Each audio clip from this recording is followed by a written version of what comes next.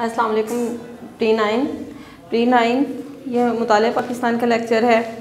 सफ़ा नंबर 8 पे अख़ुवत व मसावात का टॉपिक हमने कल थोड़ा सा पढ़ा था। कानून की हुक्मरानी पहले पढ़ा था, उसमें पढ़ा था कि कानून का सरचश्मा क्या है, अल्लाह ताला है, कुरान और उसवा रसूल सल्लल्लाहु अलैहि वसल्लम कानून की बुनियाद है, बादशाह गुलाम भी कानून के सामने बराबर हैं। ये सारा कुछ कानून की हुक्मरानी में पढ़ा था। उसके बाद है अख़ुवत व मसावात। अख़ुवत व मसावात के बारे में जो कल पढ़ा था वो ये था कि जब मुसलमान मदीना आए थे हिजरत करके मक्का से, तो मदीना वालों ने कैसे उनका ख्याल रखा, क्या क्या किया उनके लिए, जिससे मुसलमानों को मक्का के मुसलमानों को कहीं पे भी ये नहीं लगा कि हम अपना घर बार छोड़ के दियारे गैर में आए हैं, बल्कि मदीना वालों ने उनको उनके अपनों से बढ़ के मोहब्बतें दी, बहुत ज़्यादा ख्याल रखा उनका। ये हमने कल पढ़ा था कि प्यारे, और ये सारा कुछ हुआ था प्यारे नबी सल्लल्लाहु अलैहि वसल्लम की बदौलत कि उन्होंने इस तरह से तरबियत की थी उनके इस्लामी लिहाज से मुसलमानों की कि वो अपनी जान माल हर चीज़ कुर्बान करने के लिए तैयार थे मदीना वालों पे। ये मुआख़ाते मदीना हमें नज़र आई थी मदीना की रियासत में और मुहाजिरीन के लिए इंसार की तरफ से। उसके बाद सफ़ा नंबर 9 पे है बेटा कि अख़ुवत इस बात का दर्स देती है कि आपस में बरादराना ताल्लुकात कायम होने चाहिए। आपस में हमारे ताल्लुकात कैसे होने चाहिए? भाइयों जैसे होने चाहिए, ताकि कोई किसी के हकूक़ छीन ना सके और ना ही कोई किसी कमज़ोर पर जुल्म कर सके। ये तसव्वुर भी इस्लाम ने ही हमें दिया कि दूसरों के हकूक़ का भी ख्याल रखना है, ना कि हम हर चीज़ को अपना ही समझ लें कि हमारा हक़ ये है और फ़राइज़ अदा करने से बिल्कुल ही गाफिल हो जाए। अगर किसी के अकॉर्डिंग हमारा कोई हक़ है तो हमारा फ़र्ज़ भी है उसके लिए, एक का हक़ दूसरे का फ़र्ज़ बन जाता है। उसके बाद है ना ही कोई किसी कमज़ोर पर जुल्म करे।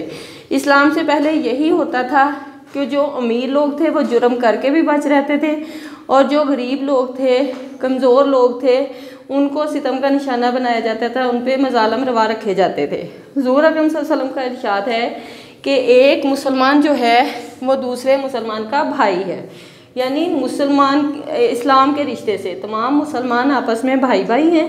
वो इसके साथ धोखा नहीं करता, वो इसके साथ कभी भी धोखा नहीं करेगा और ना ही खियानत करेगा किसी भी मामले में उसके साथ, और उसकी ग़ीबत नहीं करता। ग़ीबत के बारे में पीछे भी हम पढ़ चुके हैं कि ग़ीबत क्या है, किसी की चुगली लेना करना किसी दूसरे के सामने, और ये मुर्दा भाई का गोश्त खाने के बराबर है। जिंदा भाइयों का खाने का नहीं सोच सकते तो कहाँ मुर्दार का गोश्त खाना। उसके बाद है आप सल्लल्लाहु अलैहि वसल्लम ने कीना और हसद से बाज रहने का दर्स दिया है। लिहाजा कीना क्या है? कीना किसी दूसरे मुसलमान भाई के ख़िलाफ़ अपने दिल में बुराई रखना, उसके लिए हकारत रखना, ये है कीना। उसके बाद है हसद। हसद के अगर किसी के पास कोई ऐसी चीज़ है उससे छीनने के लिए कोशिश करना। ये नहीं कि अल्लाह ताला से मांगे, अल्लाह ताला तो बड़ा गफूर रहीम है, वो हर बंदे को हर चीज़ दे सकता है, तो फिर क्यों ना उसी मालिक से मांगा जाए कि ना कि उस मुसलमान भाई से छीनने के लिए कोशिश की जाए जिसके पास वो चीज़ है। ये है हसद। आप सल्लल्लाहु अलैहि वसल्लम ने कीना और हसद से बाज रहने का दर्स दिया है, और मुसलमानों को चाहिए कि वो आपस में इत्तेफाक से रहें और एक दूसरे की मदद करें।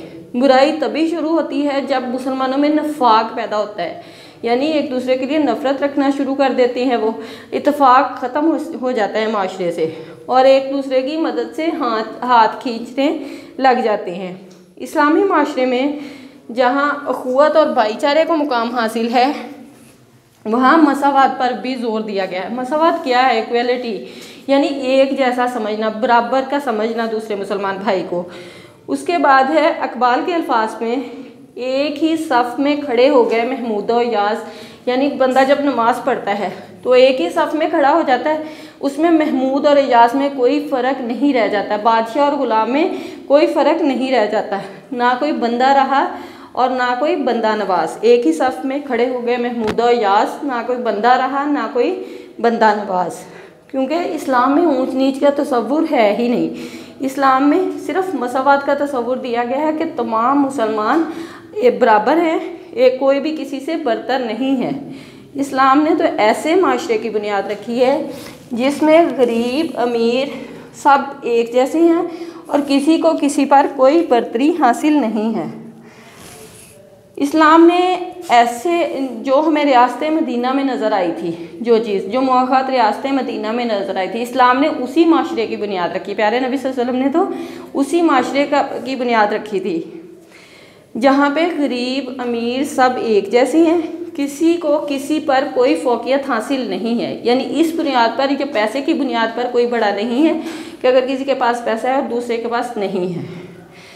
हज़रत मोहम्मद सल्लल्लाहु अलैहि वसल्लम ने इस हकीकत को अपने आखिरी खुतबे में यूँ बयान फरमाया है, ए लोगो, बेशक तुम्हारा रब भी एक है, तुम्हारा बाप भी एक है, यानी हज़रत आदम अलैहिस्सलाम।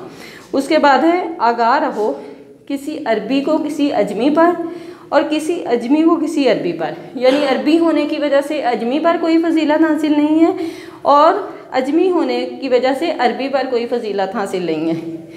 किसी सफ़ेद फार्म को किसी स्याह फार्म पर और किसी स्याह फार्म को किसी सफ़ेद फार्म पर कोई फजीलत हासिल नहीं है। फजीलत का मेयार क्या है? सिर्फ तकवा और परहेज़गारी है।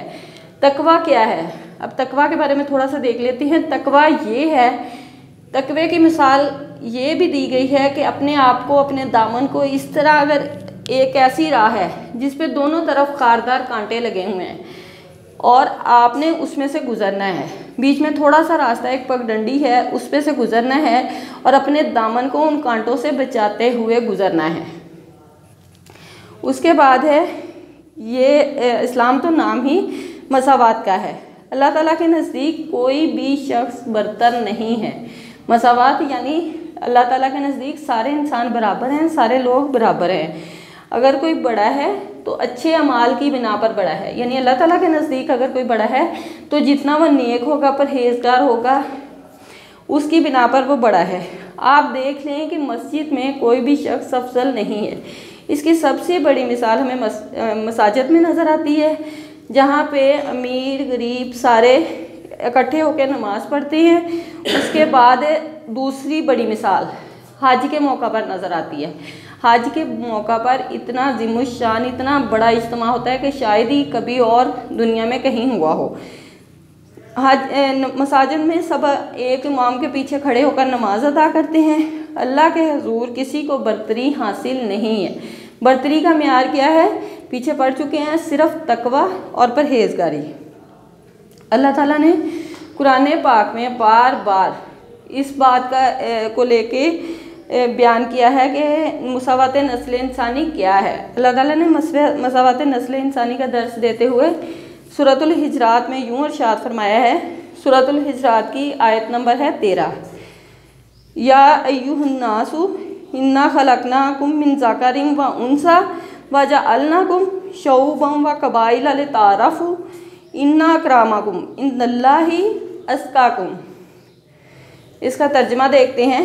या अय्युहन्नासु, ए लोगो, ए मोमिनो, इन्ना खलकनाकुम, हमने तख्लीक किया तुम्हें, मिन ज़करिन व उन्सा, एक मर्द और एक औरत से, ज़कर मर्द और उन्सा औरत से, वजअलनाकुम शऊबा व कबाइला लितारफू, और तुम्हारी पहचान के लिए, तुम्हारी शनाख्त के लिए क्या किया?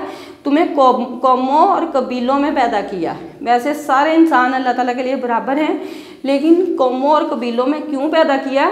सिर्फ शनाख्त के लिए, सिर्फ पहचान के लिए, ताकि तुम एक दूसरे को तारफ़ शनाख्त कर सको, तुम्हारा तारुफ हो एक अलहदा हैसियत से।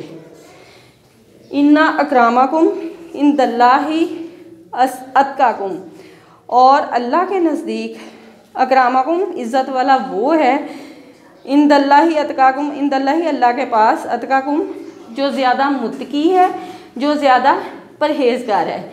इसके अलावा और मुतअद्दिद मकामात पर भी अल्लाह ताला ने मसावात इंसानी का दर्स दिया है, अखुवत को बयान फरमाया है। ये है बेटा आज का लेक्चर। आप लोगों ने सबक अच्छे से याद करना है और अपनी कॉपीज़ पे इनके नोट्स बनाने हैं और मुझे सेंड करने हैं। अगर कोई मुश्किल पेश आती है तो आप व्हाट्सएप पे पूछ सकते हैं मुझसे। ओके स्टूडेंट्स, अल्लाह हाफिज़।